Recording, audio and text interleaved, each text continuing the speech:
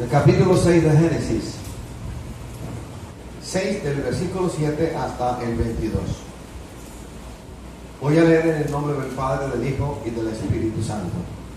Y dijo Jehová: raeré de sobre la faz de la tierra a los hombres que he creado, desde el hombre hasta la bestia, y hasta el reptil y las aves del cielo, pues me arrepiento de haberlos hecho. Sigue usted.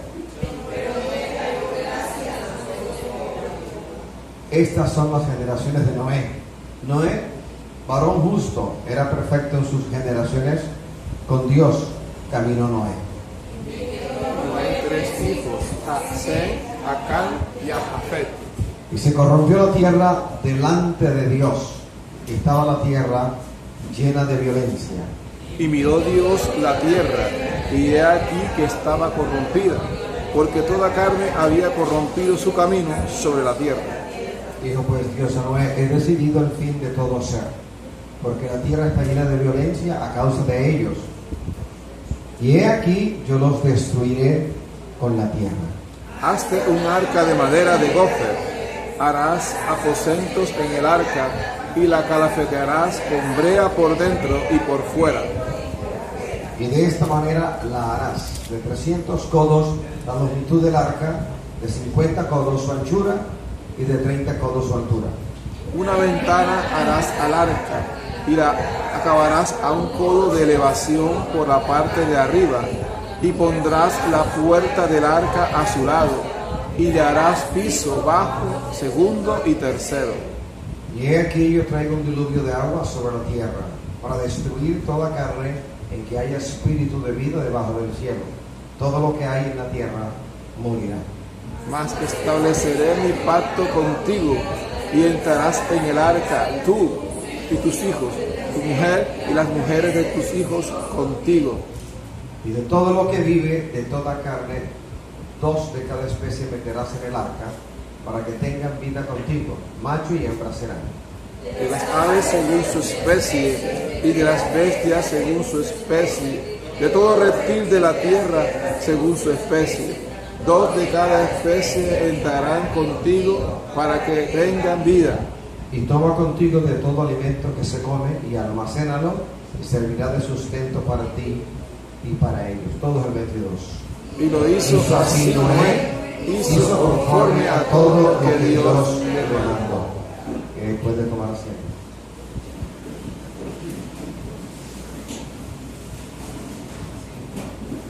Cuando usted o dude, hoy vamos a hablar de la familia.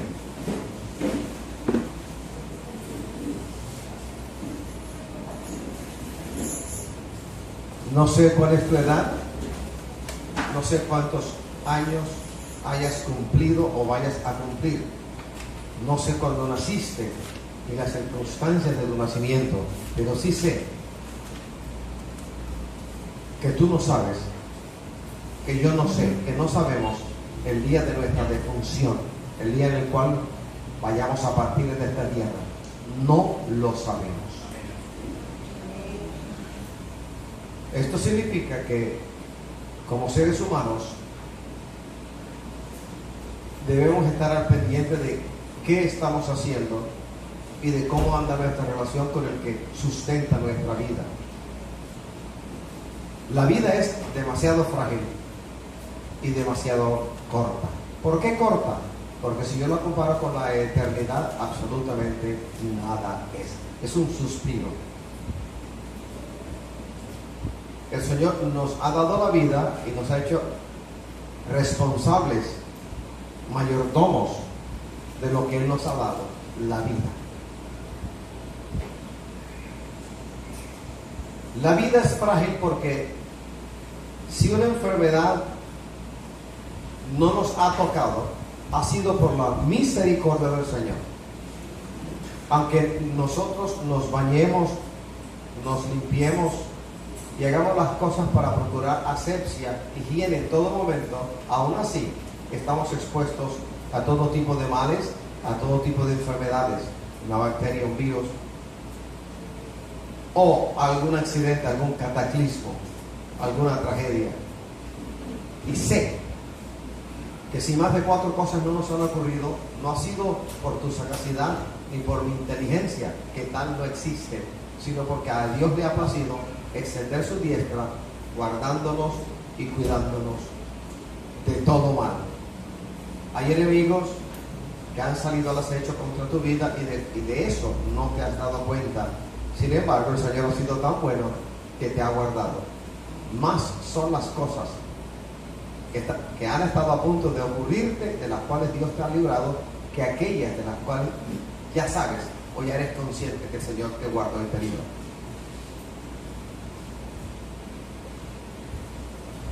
Nosotros, Pablo dice, porque nuestro culto es racional, queriendo decir no que la razón, por la razón misma, es nuestra guía, sino que nosotros tenemos la habilidad, tenemos la capacidad de pensar, de juntar, de colocar ideas, de observar, de mirar alrededor, de leer la Biblia, de orar al Señor y luego de sacar una conclusión con respecto a esto de lo cual te estoy hablando: la vida, la muerte, la bendición, la maldición, la fragilidad terrible de la vida y la cortedad de nuestros años en la tierra. Aunque vamos a hablar del diluvio, te voy a hablar de tu familia y de mi familia.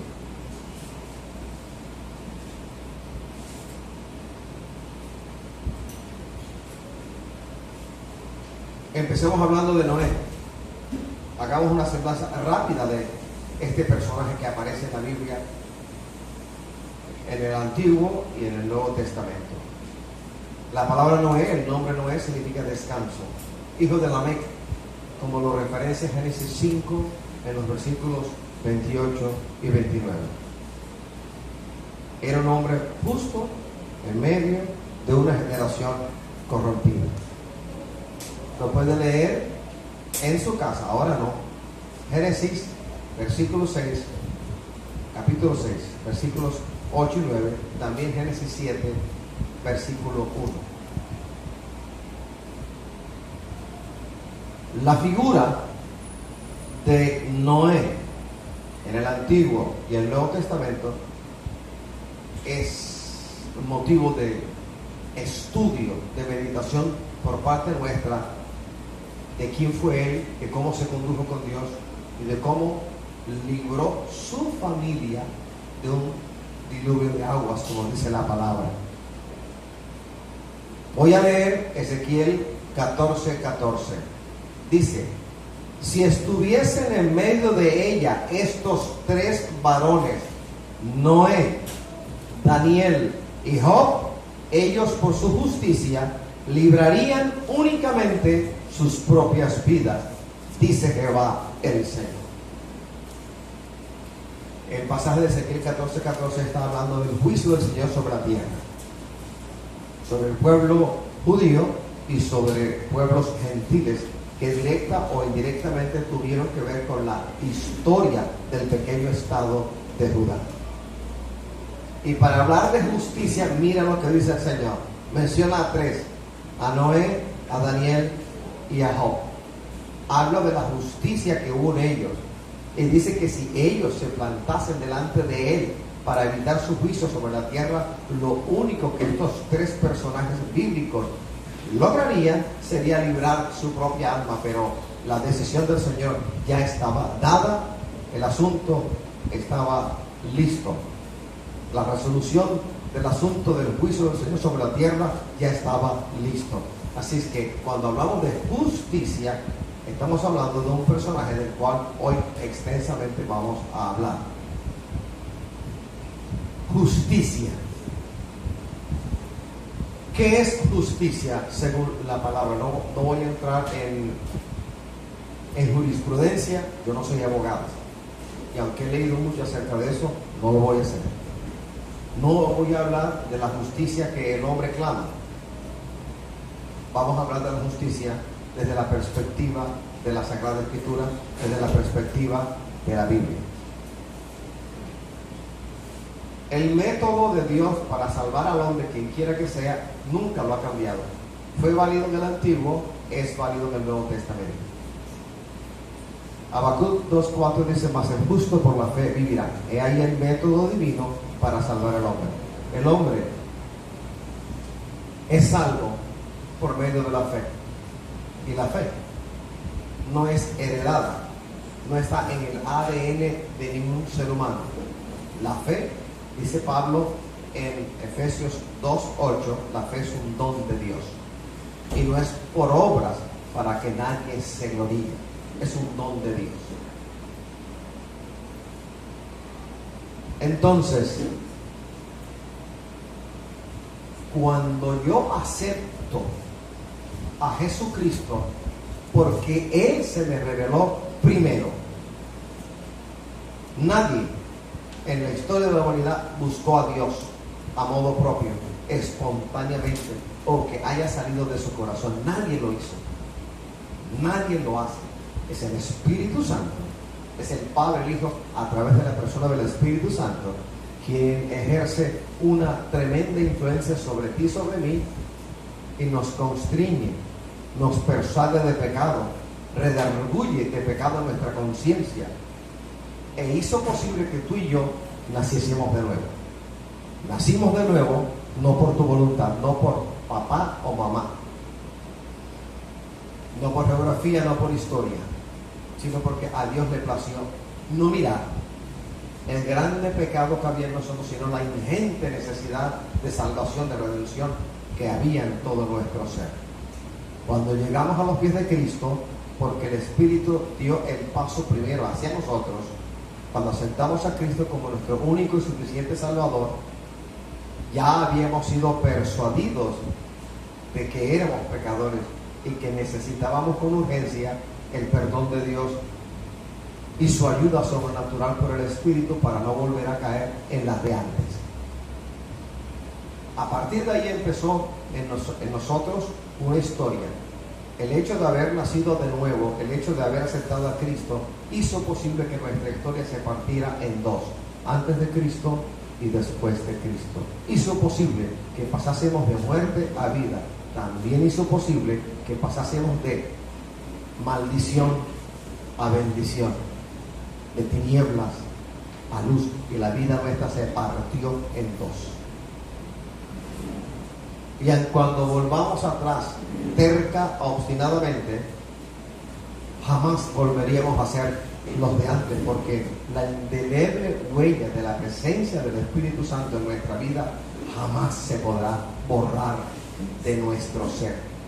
El trago en borrachos que conocieron el Evangelio no hace posible, no borra la presencia de Dios en sus vidas. A perpetuidad lo recordarán. El que anda en una forma de pecado o en otra forma de pecado, por mucho que él diga que se roza dentro de él, en su ser, hay algo que le va a recordar que una vez el Señor Jesucristo le ministró, le tocó, y que él degustó la exquisitez de la salvación, de la redención en Cristo Jesús. Entonces, bíblicamente hablando, ¿qué es justicia? Que el hombre venga a los pies de Cristo, que el hombre acepte a Cristo y que el hombre siga obediente el mandamiento de Jesucristo el Señor. Cuando yo creo, soy justo, porque en mí mismo soy injusto, humanamente hablando, injusto.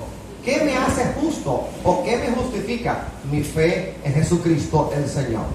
Cuando no dejo que muera mi fe en el Señor Jesucristo, sigo siendo justo. La justicia del que murió en la cruz del Calvario a mí ha sido acreditada porque he creído en el Señor. Así que no somos justos por nuestros rostros, por nuestro estudio secular o por el apellido de papi o de mami, no, porque por naturaleza somos adánicos, es decir, injustos por completo. Entonces, según la Biblia, cuando yo cumplo el mandamiento divino, cuando yo prosigo el blanco, cuando no me detengo a observar qué hay en el camino, a la vera del camino, cuando acepto la única justicia que el Padre demanda del hombre, allí soy justo. ¿Y cuál es la única justicia que el Padre eterno demanda del hombre, del ser humano? que el hombre crea en Jesucristo, que le acepte como su Señor y que sea obediente a su mandamiento. Cuando eso hacemos, como Noé, como Daniel y como Job, el Señor nos llama justos. Este justo, cuyo nombre significa descanso, vivió, dice la palabra del Señor, 950 años. El nombre de Noé es citado en el Antiguo Testamento, el nombre de Noé es citado también en el Nuevo Testamento. Hay algunos que miran de mala manera al Antiguo Testamento diciendo eso está viejo.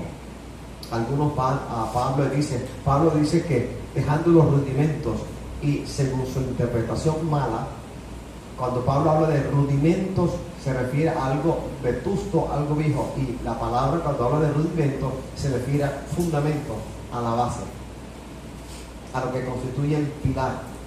Para que uno vaya levantando pisos en un edificio, ese edificio debe tener un rudimento, un piso, un fundamento, una base sólida. En el Nuevo Testamento también se menciona el nombre de Noé. Mateo 24, versículos 37 y 38. También en Lucas 3:36. De igual manera en Lucas 17:26. En Hebreos 11:7. Hebreos 11 es el capítulo de los héroes de la fe. En 1 de Pedro 3:20 y en 2 de Pedro 2:5 se menciona el nombre Noé. Habiendo dicho esto, vamos hacia adelante.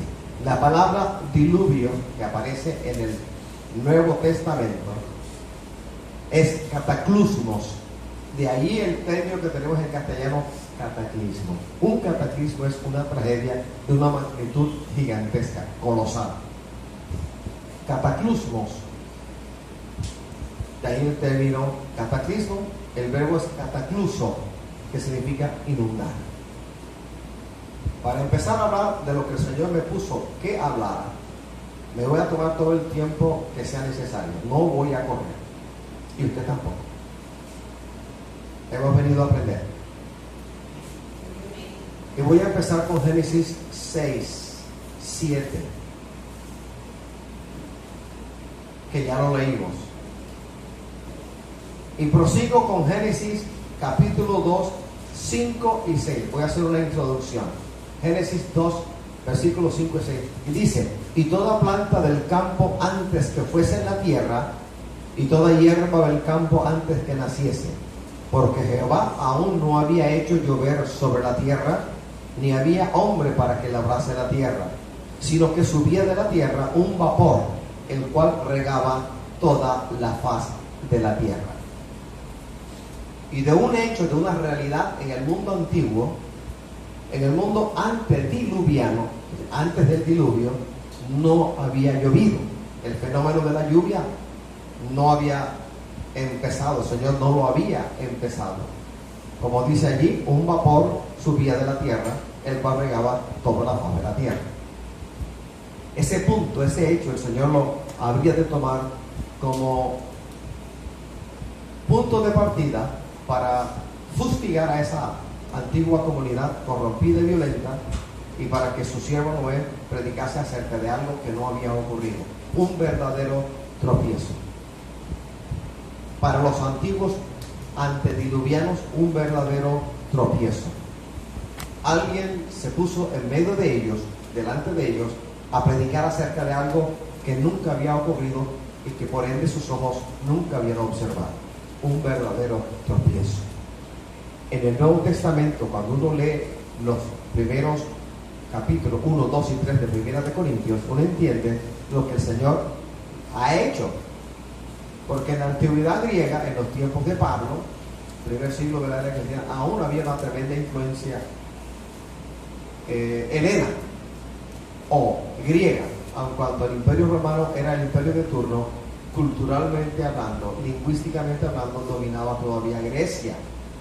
Y había en el mundillo antiguo entre los griegos, mezclados con los judíos, el culto al razonamiento, el culto a la razón, el culto al conocimiento, el conocimiento por el conocimiento mismo. la sabiduría por la sabiduría misma. Entonces el Señor sencillamente, según Pablo dice, como el hombre no conoció a Dios por la sabiduría, le plació a Dios que el hombre sea salvo por la locura de la predicación del Evangelio. Un verdadero tropiezo. Al intelectual de la Universidad del Atlántico, al doctor de la Uninorte y así sucesivamente, les es cavernícola, les es grosero y también un tremendo tropiezo el tener que mirarnos a nosotros y decir, pero esta gente ignorante, y te llaman ignorante y me llaman ignorante, pero a Dios le plació que tú y yo seamos salvos a través de ¿qué? Del Evangelio, no por sabiduría, sino por el Evangelio. Pues bien, primer punto que voy a tratar. Génesis 6, del 7 al 22, nos cuenta una historia de una familia que se salvó de un devastador diluvio de aguas. Génesis 6, 17 dice: y he aquí que yo traigo un diluvio de aguas sobre la tierra, para destruir toda carne que haya espíritu de vida debajo del cielo. Todo lo que hay en la tierra morirá. ¿Por qué la sentencia? ¿Por qué esa decisión del Dios del cielo, del Creador?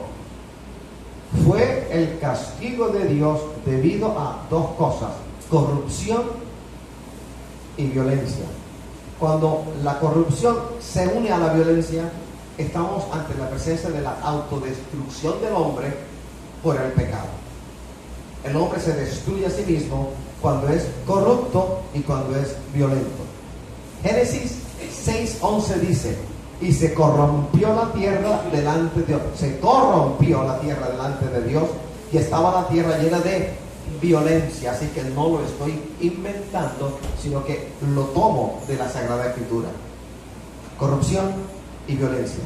Hago un alto en el camino y le pregunto a usted, hermano y hermana, ¿acaso no estamos viviendo, acaso no asistimos a un momento de la historia de la humanidad caracterizado también por corrupción y por violencia? Corrupción de todo tipo, violencia de todo orden, corrupción y violencia dentro de las familias, dentro del corazón de cada ser humano, dentro de su familia, en los colegios, en las universidades, en las instituciones públicas de gobierno, en las instituciones privadas. Doquier uno mete el ojo, uno encuentra violencia y uno encuentra corrupción de todo tipo. Hay un tipo de violencia que es estrato 6, hay otro tipo de violencia que es muy abierto, muy grosero, pero no deja de ser violencia. Hay un tipo de corrupción que va desde los más altos puestos gubernativos hasta lo más sencillo en cualquier barrio de nuestra ciudad, pero no deja de ser corrupción. Es violencia y es corrupción. El factor común, indistintamente del estrato socioeconómico al que pertenezcamos, es igual. Hay corrupción y hay violencia. Como nunca antes. Yo tengo 62 años y recuerdo cuando estaba en bachillerato, de primaria a bachillerato, y recuerdo cómo vivíamos nosotros en medio de una pobreza grande. Observábamos que no había rejas, y en sociología usted podría hacer un tratado sobre las rejas que hay hoy en día, con las cuales no vivimos. Hablan de que hubo un cambio, de que hay más violencia que antes, porque antes aún las puertas quedaban abiertas. Yo recuerdo ir a la casa de los vecinos, te puedo dar el nombre y el apellido de los vecinos, y uno llegaba y a veces no encontraba a nadie y la puerta estaba abierta y uno no se atrevía a entrar. Así que usted no me puede decir que la sociedad colombiana no ha cambiado, y no para bien sino para mal. Así que sí hay violencia y sí hay corrupción. Y se corrompió la tierra, dice Génesis 6:11, delante de Dios, y estaba la tierra llena de violencia. Las condiciones de Noé, guardando la distancia y las circunstancias, en esencia son las mismas de ahora. Cuando el pecado sube y sube, podrido, hediondo, como el cadáver descompuesto de un elefante adulto. El pecado es peor que eso. Cuando eso sube ante la presencia del Señor, el juicio de Jehová no se hace espera. Piensa en Sodoma, en Gomorra, en otras 3 ciudades de la llanura, al sureste del Mar Muerto, que fueron fustigadas por el fuego del Señor. Cuando el pecado crece y crece y crece, la mano de Jehová se mueve. Por lo tanto, yo puedo decir, primero, con base en la palabra.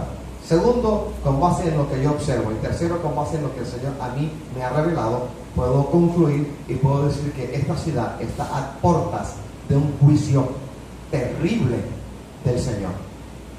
Y me enseña Pedro que es tiempo ya de que el juicio del Señor empiece por la casa. Por la casa, es decir, por las iglesias. Hay siervos que no son de Barranquilla, hay siervos que son de otras latitudes, a quienes el Señor de igual manera les ha mostrado juicio contra su iglesia, por ser corruptos y por ser violentos. Cuando el hombre impide que se haga la voluntad del Señor en su vida, ahí hay violencia.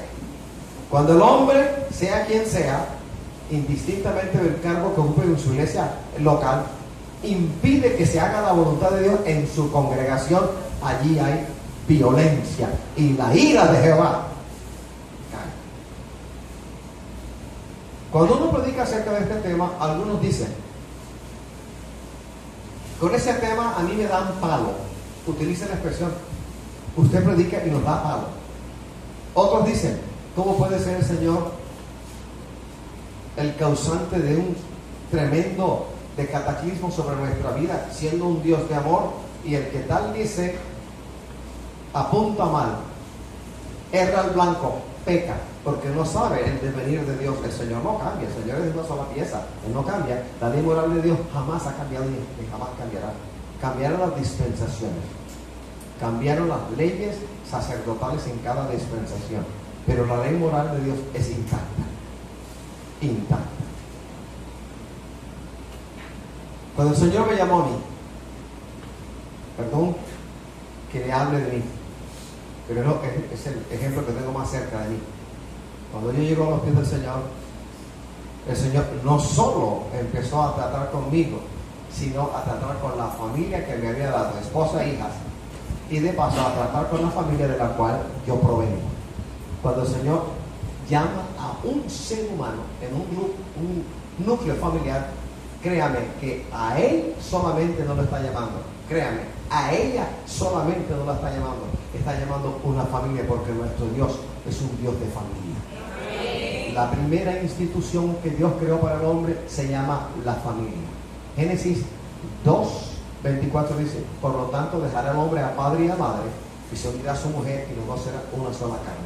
Pablo prohija, cita a Génesis 2:24 en el capítulo 5 de Efesios y dice lo mismo y agrega, grande es este misterio, mas esto digo yo con respecto de Cristo y de la iglesia.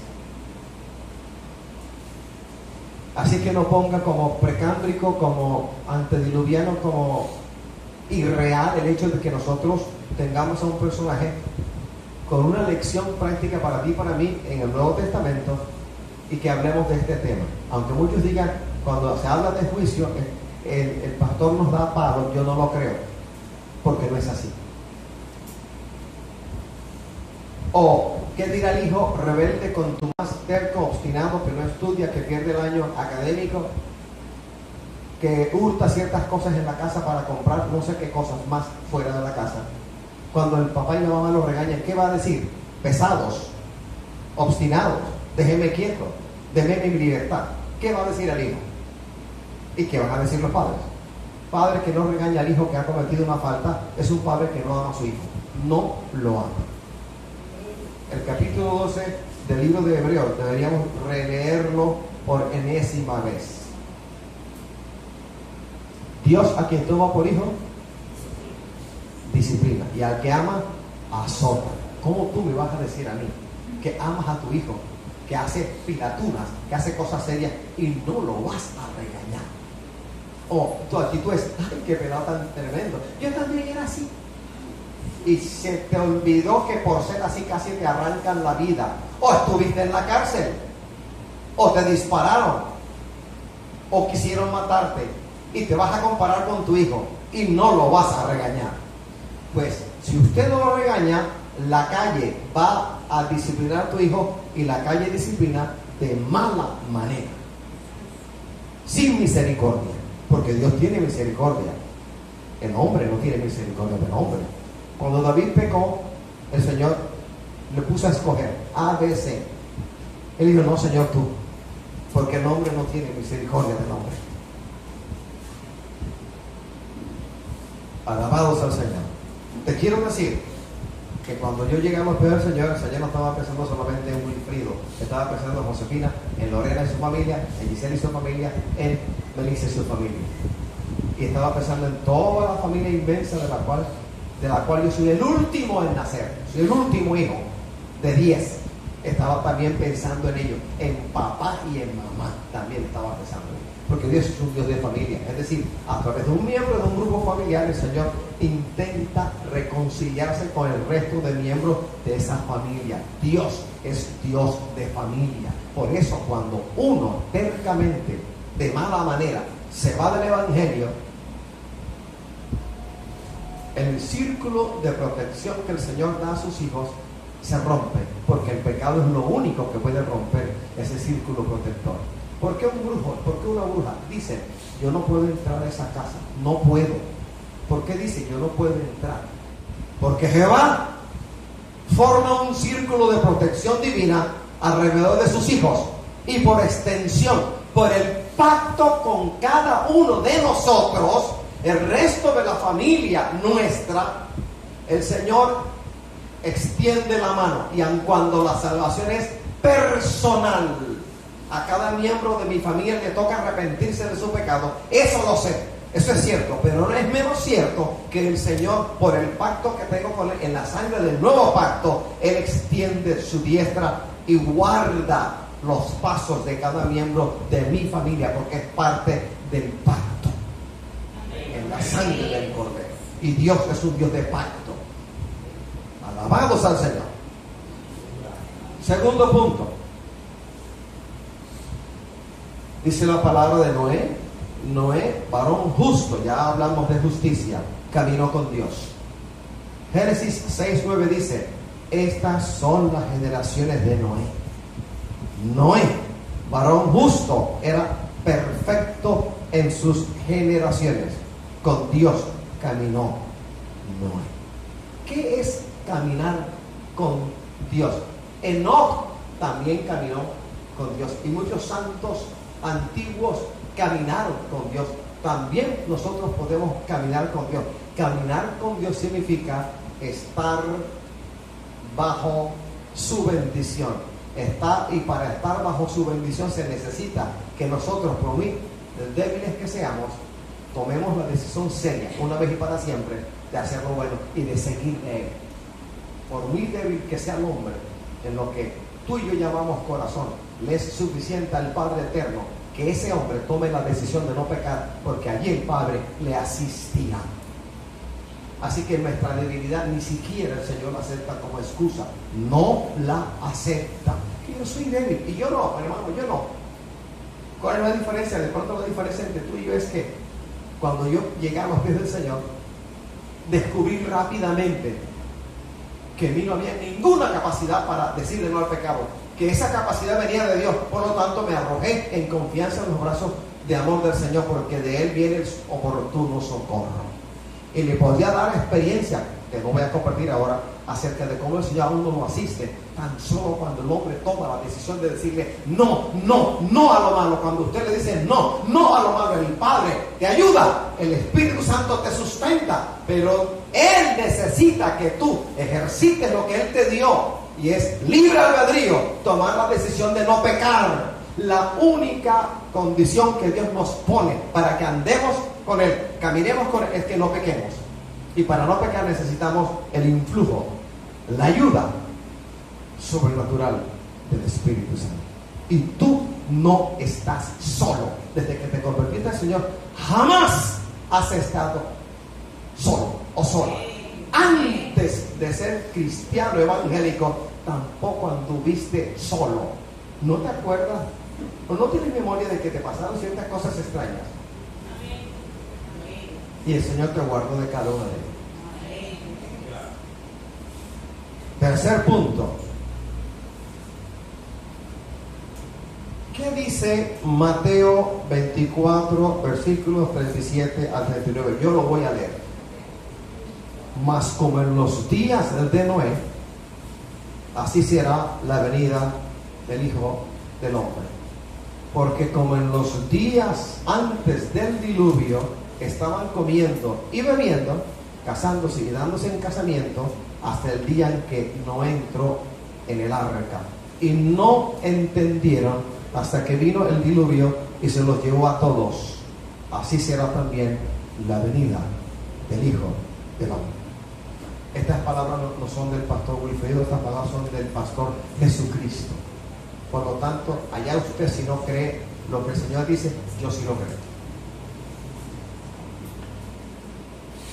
En pocas palabras, si yo observo bien y medito bien y analizo bien este pasaje del capítulo 24 de Mateo, el Señor se está refiriendo a gente alienada, llena de glotonería, llena de embriaguez, y aquellos que tienen un cuidado tan especial, los cuidados de la vida,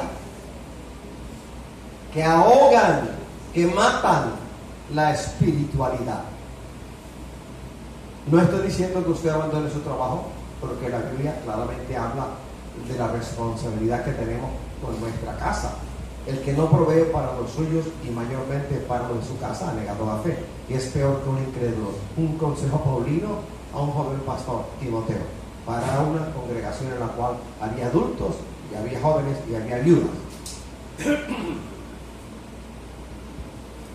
Glotonería y embriaguez, y los cuidados de esta vida. No estoy diciendo que no compre shampoo y rinse, cómprelo. No estoy diciendo que ande como muchos europeos que no usan desodorante. Compre su desodorante favorito, el que no irrite su axila. No estoy diciendo que ande sin zapato, sin media, o que ande impuris naturalibus, al desnudo. No, estoy diciendo que, como hemos enseñado ya en muchas ocasiones, como de lo cual estamos persuadidos, que en esta vida todo tiene un valor. Pero el valor de tu pantalón, el valor de tu peinado, el valor del shampoo que empleas, no lo compares con el valor de la vida eterna. Todo tiene su valor y todo tiene su uso. Entonces, cuando le damos un valor excesivo a los cuidados de la vida en detrimento de nuestra relación con el Señor, allí créame que empezamos a caminar muy mal, peor que un cangrejo. Llama la atención que dice, porque como en los días antes del diluvio estaban comiendo y bebiendo, es decir, haciendo lo que solían hacer, sin tener en cuenta la predicación acerca del juicio que habría de venir, casándose y dándose en casamiento. Es decir, la vida de ellos llevaba un curso, entre comillas, normal, como ahora. Viven de espaldas al Evangelio y te ven a ti como un atrasado, te ven a mí como un retrógrado, como un animalito de monte que no sabe por qué está en el Evangelio. Así como te menosprecian, a mí también me menosprecian. Nos miran como, ay, pobrecito, está perdiendo su juventud.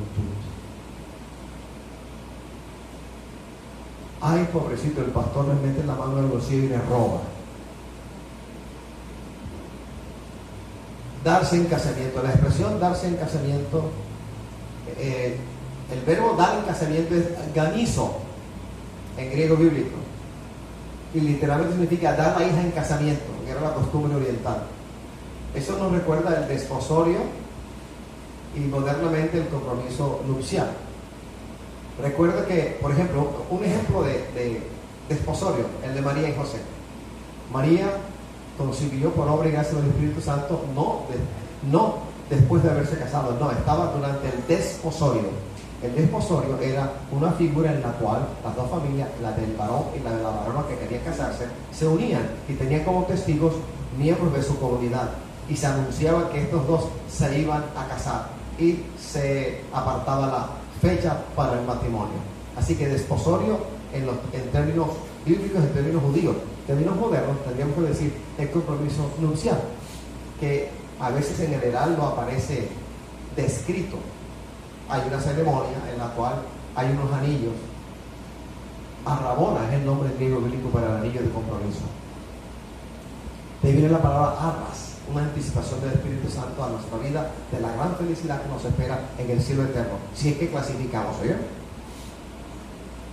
Entonces, darse en casamiento, es decir, estar comiendo y bebiendo, casándose y dándose en casamiento antes de los días del diluvio, significa en buen castellano que andaban indiferentes a Dios, sin importarles lo que un loco llamado Noé estaba predicando. No les interesó.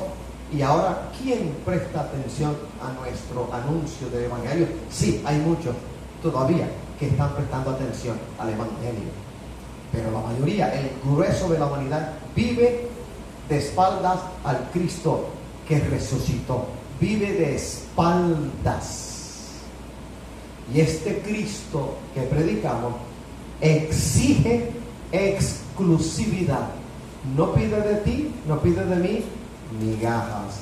Un día en un concierto a un cantante que no alaba al Señor, y otro día en la iglesia alabando al Señor. Así no me quiere el Señor. El que conmigo no es, contra mí es. El que conmigo no recoge, desparrama, dice la palabra. No mías las palabras del Señor Jesucristo. Evidentemente, cuando leemos el capítulo 24 de Mateo, hay una referencia clara a la segunda venida de Jesús, preparación de la iglesia para la segunda venida del Señor. Aparece el término glotonería, bebiendo y comiendo, comiendo y bebiendo.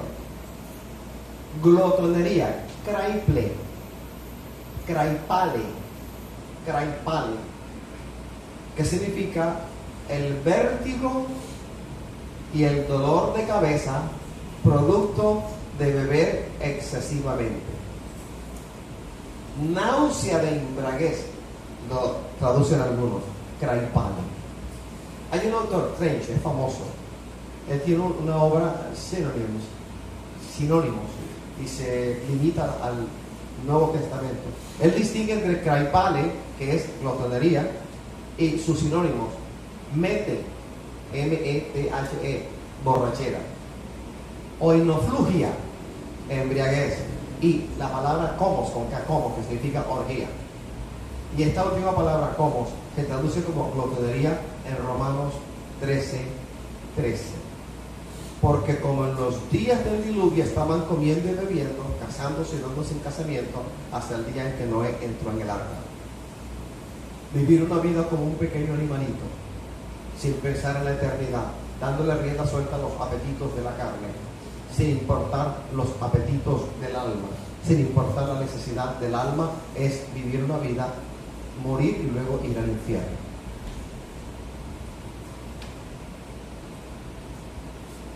Jesús mismo dice que la historia de Noé es un tipo del juicio final que ocurrirá, que tomará lugar cuando vuelva el Mesías. Vamos a proseguir hablando. Punto número 4. Pero antes de ir al blanco, yo dije que no voy a correr, que va a tomar todo el tiempo. Voy a decir algo que me pusieron antes, mientras estábamos alabando al Señor. Y voy a decir lo que me dijeron. Hermanas, permanecer en el Evangelio de Jesucristo es redimir el tiempo, porque por muy débil que tú seas, rodeada de gran debilidad que seas, el hecho de permanecer fiel al pacto con tu Señor en la sangre del Cordero, el Señor se asegura que tu familia, gran parte de la cual te menosprecia, sea guardada. Aun cuando te miren con menosprecio, resulta que tú eres la persona que el Señor ha levantado en medio de ellos para guardar su entrada y su salida, para preservar tu familia.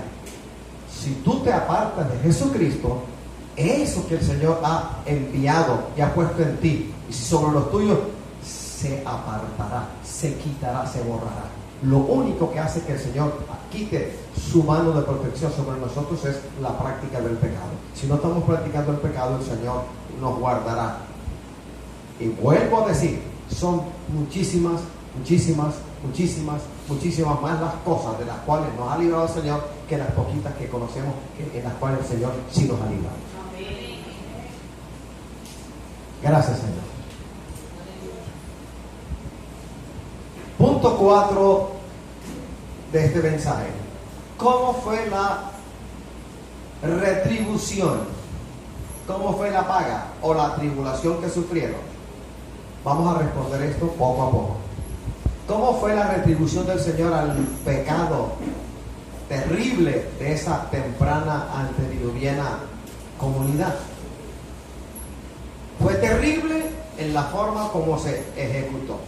Génesis 6:17 dice, habla del diluvio y agrega, para destruir toda carne en que haya espíritu de vida debajo del cielo, todo lo que hay en la tierra morirá. Terrible en forma.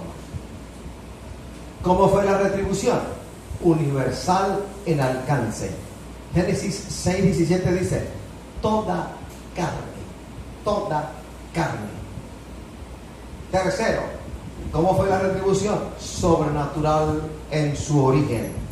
Es decir, fue Dios el que la trajo, fue Dios el que la originó, fue Dios el que tomó la iniciativa de este juicio. Génesis 6:17 dice, he aquí, yo traigo, dice el Señor, yo traigo. Así que el origen del diluvio no fueron condiciones atmosféricas que se dieron de manera espontánea, sino que Dios metió la mano en el asunto. Cuarto, ¿cómo fue la retribución de este diluvio de agua? Punitiva en propósito, es decir, el objetivo era castigar. Génesis 6, del 11 al 13, hay algo que voy a solo dice, y estaba la tierra llena de violencia.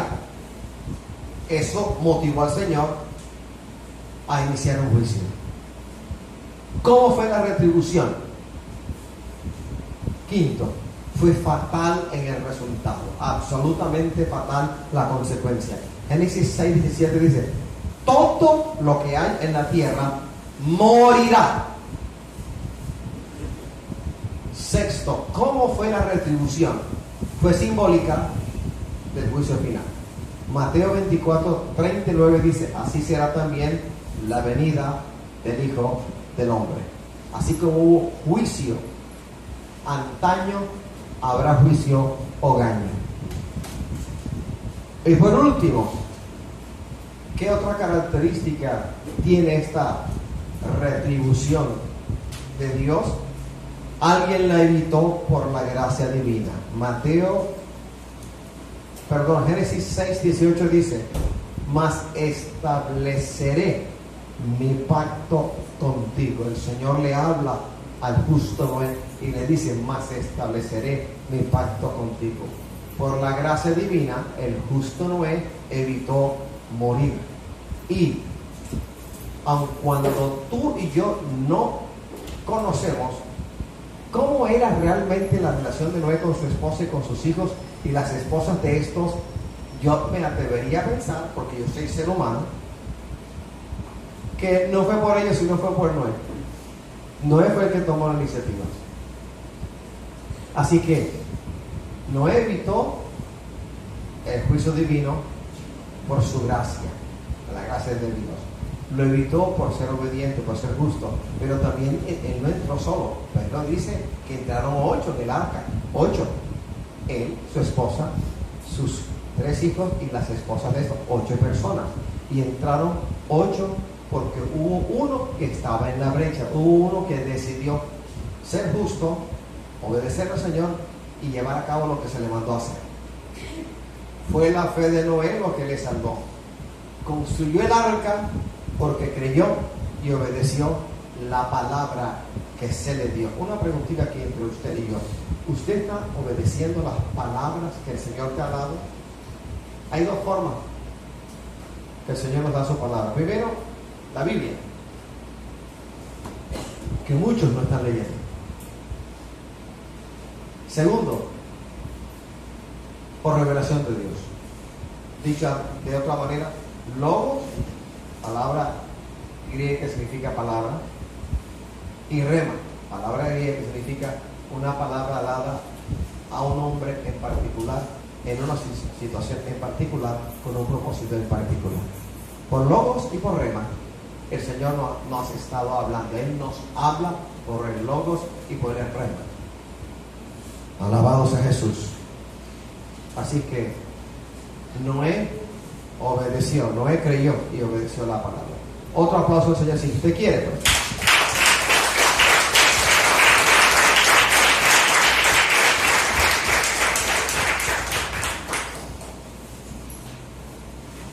Punto número 5 del mensaje. Segundo de Pedro 2:5 dice: y si no perdonó al mundo antiguo, presta atención, hermano, esa palabra es para ti, no diga que eso no es para ti, es para ti. Y si no perdonó al mundo antiguo, sino que guardó a Noé, pregonero de justicia, con otras 7 personas, trayendo el diluvio sobre el mundo de los impíos.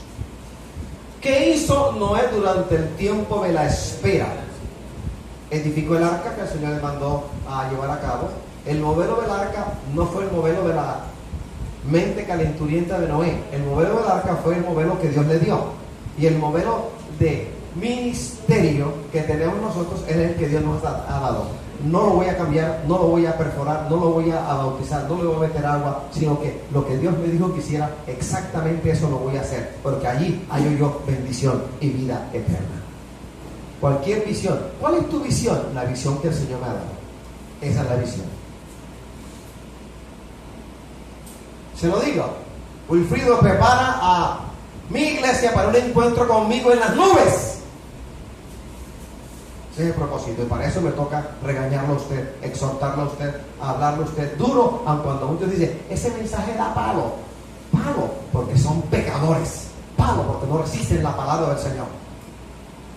Palo, porque andan buscando a alguien que les diga, ven acá, mijito, el equipo gana, Cristo es muy bueno, tranquilo, ven acá, no dejes de diezmar, pero tú eres salvo. Y eso no lo vamos a hacer aquí durante el tiempo de la espera, porque hay un tiempo para esperar, ¿o no, hermanos? Amén. Hay un tiempo para esperar que suene la chicharra y allá trabajo. Usted es fulanito de tal, lo estamos llevando por una entrevista, usted puede venir a esta entrevista. Antes de eso hay una espera. El Señor prueba tu corazón. ¿Cómo lo prueba? En la espera, en las lágrimas, en la necesidad. Edificó el arca según el modelo que el Señor le dio y predicó el mensaje de justicia que Dios le dio. El modelo del arca se lo dio el Señor a él. Él no lo trajo por sí mismo. Y el mensaje fue de arrepentimiento. Arrepentidos, y no se arrepintieron. La espera fue de 120 años. Génesis 6:3 dice: y dijo Jehová, no contenderá mi espíritu con el hombre para siempre, porque ciertamente él es carne, mas serán sus días 120 años. Durante la espera de largos 120 años. ¿Qué le parece el tiempo? ¿Corto o largo? Más de un siglo, suficiente. Durante la espera, la gente antediluviana rechazó el mensaje predicado por Noé. Lo rechazó. Estás equivocado. Me hablas, yo quiero creerte. Me imagino yo que alguno en medio de la antigua comunidad le dijo: ven acá, Noé, yo te veo haciendo algo raro y diciendo algo raro. Es que yo quiero creerte, pero me cuesta dificultad aceptar que tú me hables de algo que no ha ocurrido. Tú me hablas de lluvia, aquí nunca ha llovido. Mira que sale un vapor de la faz de la tierra y moja toda la hierba del campo. ¿De qué me estás hablando tú? Y aún en iglesias uno dice, Cristo viene pronto. Y dice, ¿cómo que el Señor va a venir pronto? Y uno habla de pecado. ¿Cómo que pecado? Uno habla de infierno. El infierno, ¿cómo Dios lo va a crear para que nosotros vayamos al infierno? Eso no existe. Y si hablo con algún miembro de cierta secta, me dice, el infierno no existe. La palabra infierno es infernus, y eso es latín. Y no tienen idea que en la actualidad el infierno sí está hacia el interior de la tierra, en un lugar rodeado por la poderosa mano del Señor, del cual no tiene ni idea.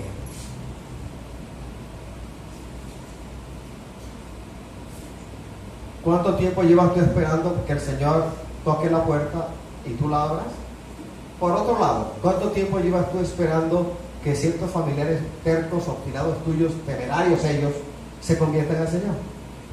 ¿Cuánto tiempo llevas? No vas a decir, es que ya me cansé. Si te cansaste, hermana, arrepiéntase de su pecado, porque estás pensando de manera muy egoísta, solamente en ti y no en los demás. Piensa en ti. ¿Cuánto tiempo te esperó el Señor a ti? A mí me esperó 29 años. ¿A ti cuánto tiempo te esperó el Señor? De manera paciente, no te mandó un rayo, no te partió un trueno, no te atropelló una tractomula, sino que el Señor te guardó. ¿Cuánto tiempo? Contéstame. ¿Cuántos años duraste tú antes de ser cristiano evangélico? ¿Cuántos? En el caso mío, 29. Y mereció la pena la espera. El Señor fue paciente y nos esperó. ¿Cuánto tiempo llevas tú esperando que haya un milagro? Ese milagro que quieres, con el cual has llorado y pedido. ¿Cuánto tiempo lleva esa espera? ¿Cuánto tiempo lleva esa espera? ¿Cuánto tiempo llevas esperando que el Señor se mueva en poder y en gloria, en proezas, en prodigios, en milagros, en sanidades, en liberación? ¿Cuánto tiempo llevas tú? Te voy a decir algo. Sigue esperando, que el que promete cumple.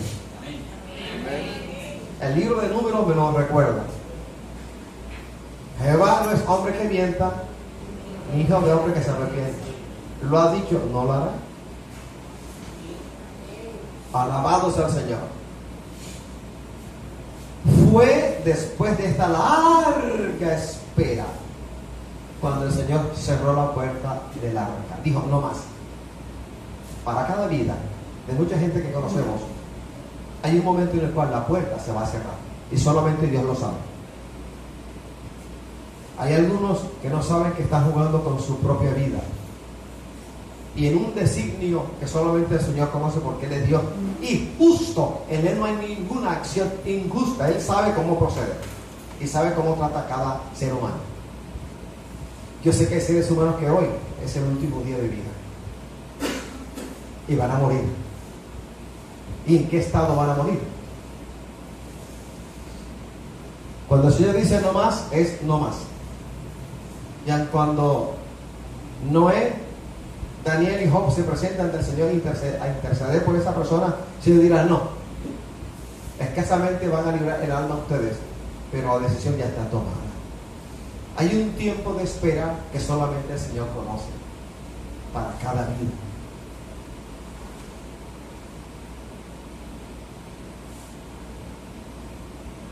Génesis 7:16 dice, y los que vinieron, macho y hembra de toda carne vinieron, como le había mandado Dios, y Jehová le cerró la puerta. En Apocalipsis leemos, Apocalipsis 3, que el Señor abre la puerta y nadie la cierra, o la cierra y nadie la abre. ¿Lo ha leído? Amén. Cuando Él cierra, ¿quién podrá abrir? O cuando Él abre, ¿quién podrá cerrar? Tema número 6. Juan 10:9 dice, yo soy la puerta, el que por mí entrare será salvo, y entrará y saldrá y hallará pasto. Al igual que la puerta del arca, Jesús tiene una doble función. Una dirigida a los creyentes, otra dirigida a los incrédulos. Primera función del Señor, ofrecer seguridad a los creyentes fieles. Juan 10:7 dice: volvió pues Jesús a decirles: de cierto os digo, yo soy la puerta de las ovejas. Por otro lado, Jesús advierte acerca de los incrédulos que serán excluidos, y dice la palabra en Génesis 7:23: así fue destruido, así empieza el versículo, así fue destruido todo ser que vivía sobre la faz de la tierra. Y al final del versículo dice: y quedó solamente Noé y los que con él estaban en el arca. ¿Te encuentras dificultad imaginarte semejante movimiento de aguas? Nunca antes había llovido y se abrió el cielo y llovió de una manera desastrosa y cubrió todo. Algunos todavía dicen, pero yo veo el mapa mundi y veo una separación inmensa entre los continentes, y resulta, hay otros que hablan de Pangea, que parece ser la tierra original que se ha separado. De hecho, las costas de los continentes encajan la una dentro de la otra. De hecho, las placas tectónicas se han estado separando, y eso es ciencia. Haya estado el mundo como está ahora, o haya estado en un solo continente, Pangea, como algunos lo denominan, el diluvio fue universal y no se salvaron sino 8 personas, a la cabeza Noé. Nadie más se salvó. ¿Y qué animales se salvaron? Los que el Señor le dijo a Noé que macho y hembra en parejita los metiera. Mateo 25 del 10 al 13 dice: pero mientras ellas iban a comprar vino el esposo, y las que estaban preparadas entraron con él a las bodas, y se cerró la puerta. Hermano, que no se te cierre la puerta. Después vinieron también las otras vírgenes diciendo: Señor, Señor, ábrenos. Mas él respondiendo dijo: de cierto os digo que no os conozco. Dice el Señor: velad pues, porque no sabéis el día ni la hora en que el Hijo del Hombre ha de venir. El día y la hora en los cuales el Señor habría de cerrar la puerta del arca, no lo sabía ni Noé. Noé no la cerró, el Señor fue quien la cerró. Y los condenados no sabían. El estupor, la terronera que les tuvo que dar a todos ellos cuando vieron primero que aquello inexistente ya era realidad. Empezó a llover, y no de cualquier manera, sino a cantar. No dejó de llover y todo se inundó, y hubo mortandad, tal cual el Señor lo dijo. Pero antes de morir, usted se imagina el estupor.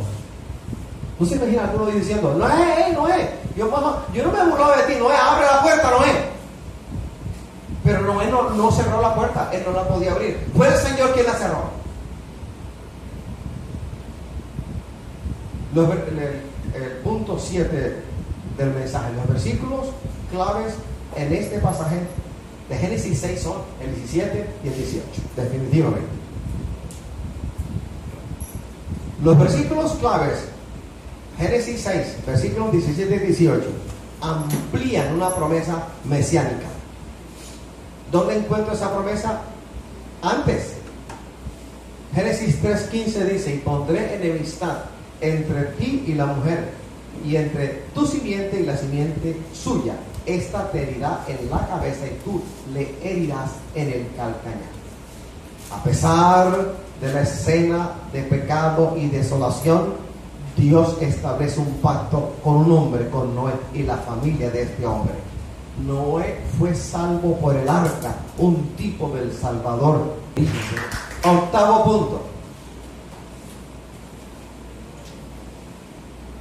Cuando yo leo desasosegadamente el capítulo 9 de Génesis, del versículo 1 al versículo 7, hay 3 conclusiones a las cuales yo puedo llegar. Promesa del Señor, provisión para la alimentación. Segundo, promesa de protección contra la matanza de la raza humana. 8 sobrevivieron y con 8 se pobló la tierra. Y tercero, promesa de bendición para el aumento de la raza humana. Eso lo leemos en el capítulo 9, en los primeros 7 versículos. Este capítulo 9 de Génesis, en el versículo 9, dice literalmente: he aquí que yo establezco mi pacto con vosotros y con vuestros descendientes después de vosotros. Y usted me va a decir que el Señor no es Dios de pacto. Me vas a decir que cuando tú llegas al Evangelio, tu familia es guardada de una manera de la cual tú no tienes ni idea. Pero vas a decir, Dios es un Dios de pactos. Reitero, versículo 9:9 de Génesis dice: he aquí que yo establezco mi pacto con vosotros. ¿Quiénes están en el pacto de la sangre del Cordero? ¿Quiénes están? Uy, 3 nada más. Los demás no me están prestando atención. He aquí que yo establezco mi pacto con vosotros y con vuestros descendientes después de vosotros. ¿Cómo entendemos esto? Establece el pacto contigo y con las generaciones que vienen de ti. Tus hijos, tus nietos, tus tataranietos, si es que alcanzas a esa generación. Porque el Señor viene pronto. Porque Dios es un Dios de pacto. Hechos 16:31 dice, hablando de acerca de Pablo y Silas en la cárcel en Filipo, dice: ellos dijeron, cree en el Señor Jesucristo y serás salvo tú y tu casa. La salvación es individual, es personal, no es colectiva, no es grupal. Pero Dios es un Dios de pactos, y por el pacto en la sangre del Cordero, el Señor, cuando yo llego a sus pies, siendo Él un Dios de familia, no está pensando solamente en mí, está pensando en mi familia, en cada miembro de mi familia. Y de una manera de la cual usted no tiene ni idea y yo ignoro, el Señor trata con la terquedad, obstinación, pecado de cada miembro de nuestra familia. Algo sé, y de paso, antes que se me olvide, se lo voy a decir. ¿Sabe por qué el Señor no ha metido la mano en la vida de más de 4 familiares tuyos? Porque tú estás orando de mala manera. Estás orando no en la voluntad del Señor. Estás orando según tu criterio, como si tú supieras más que el Señor y como si tú tuvieses más misericordia de tu familia que el Señor mismo. Dale permiso al Señor que ponga la mano encima de cada familiar tuyo. Dale permiso, dale anuencia, dale beneplácito. Dale el permiso, Señor, haz con ellos lo que tú quieras, con tal de que no vean corrupción en el infierno. Y el Señor empezará a hacer. Es como la mamá que tiene una hija rebelde. Ay, Señor, ten misericordia de ella. Pero le vas a pedir a la misericordia que tenga misericordia. A mis hijas nadie las cuida mejor que el Señor. A mí lo que me toca, pero el Señor yo sé que las cuida de mejor manera. Tiene los recursos. Él es Dios. No está limitado a un cuerpo, no está limitado a una mente humana. Él es Dios, Él es el Creador, el Todopoderoso, el Pantocrator. Él todo lo puede, Él las guarda como yo no puedo hacerlo. Pero sí sé que hay algo que yo debo hacer, y es estar caminando con el Señor. Y cuando yo camino con el Señor, mi familia está segura bajo la poderosa mano del Señor, porque es promesa de Dios, promesa del Señor, no promesa de hombre. ¡A su nombre! Hermano, cuando usted va a hablar de un diluvio, no, hermano, estoy hablando de la familia. De tu familia. Salmo 128 a partir del versículo 2 dice: cuando comieres el trabajo de tus manos, bienaventurado serás y te irá bien. Tu mujer será como vid que lleva fruto a los lados de tu casa. Tus hijos como plantas de olivo alrededor de tu mesa. He aquí, así será bendecido el hombre que teme a Jehová. Bendígate Jehová desde Sión y veas el bien de Jerusalén todos los días de tu vida. Y veas a los hijos de tus hijos. Paz sea sobre Israel.